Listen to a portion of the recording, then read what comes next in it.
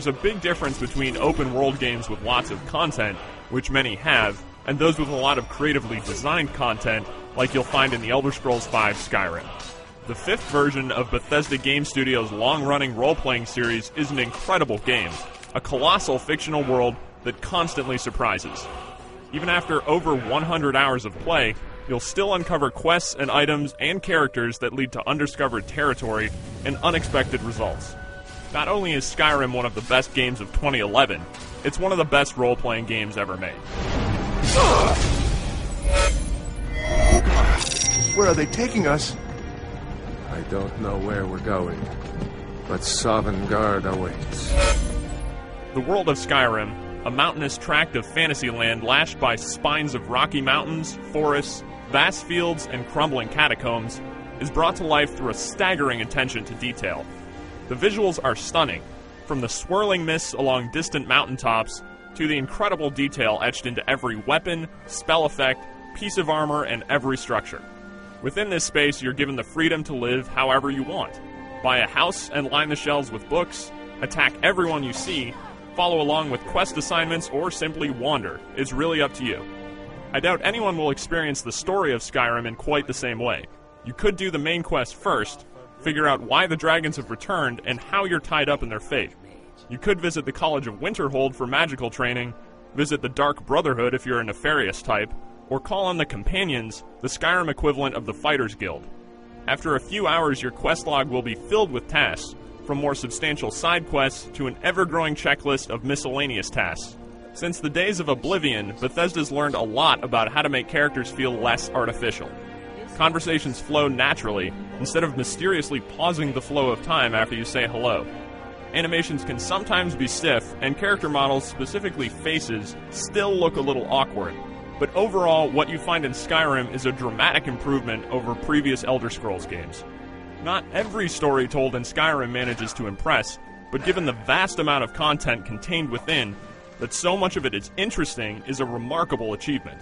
It also doesn't hurt that you're treated to an achingly beautiful soundtrack throughout your journey. No game is able to instill such a powerful sense of adventure and discovery as the Elder Scrolls V.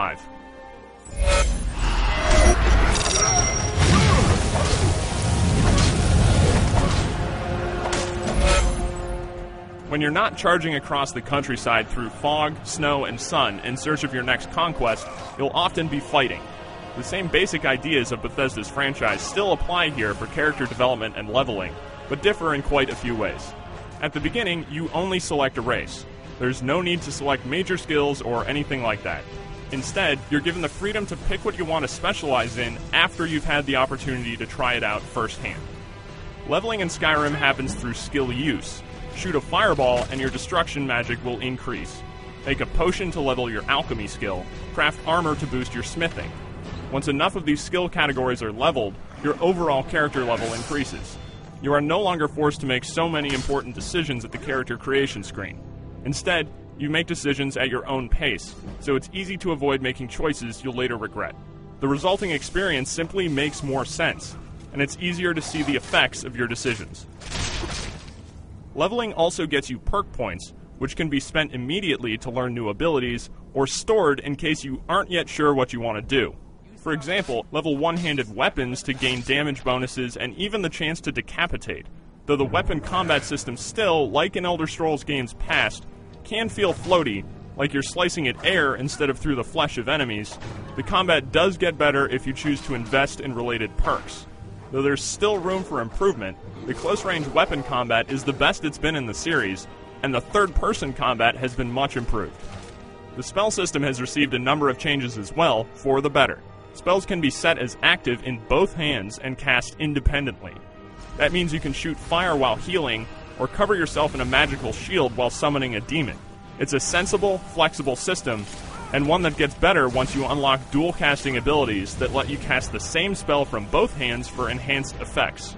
There are so many ways to meaningfully alter your playstyle, stealth, spells, and swords in any combination, plus the ability to bring along followers to help out, that exploring the perk tree feels just as exciting and rewarding as exploring Skyrim.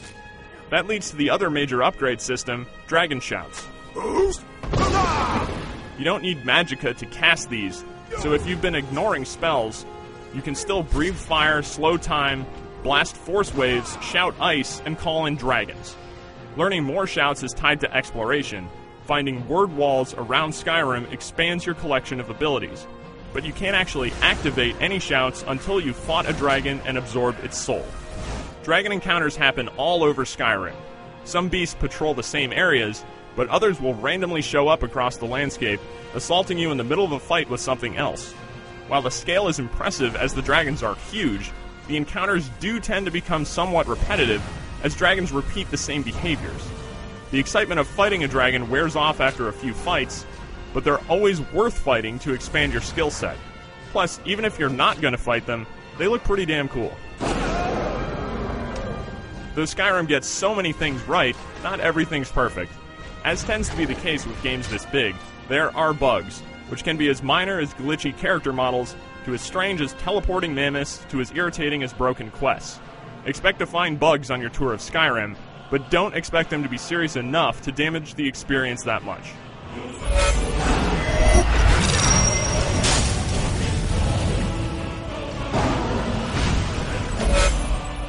Skyrim is a massive, beautiful game. It maintains the open-world structure of Elder Scrolls titles past, is filled with creatively designed content, and provides a huge amount of flexibility as to how you develop your character. Bethesda has created a world that feels real, that feels like it existed long before you arrived, and will continue to exist long after you leave. Few games ever made can inspire such a powerful desire to explore, and even fewer can provide the rewards that make continued play feel worthwhile. Skyrim is a rare game that can. For more on Skyrim, head over to IGN.com.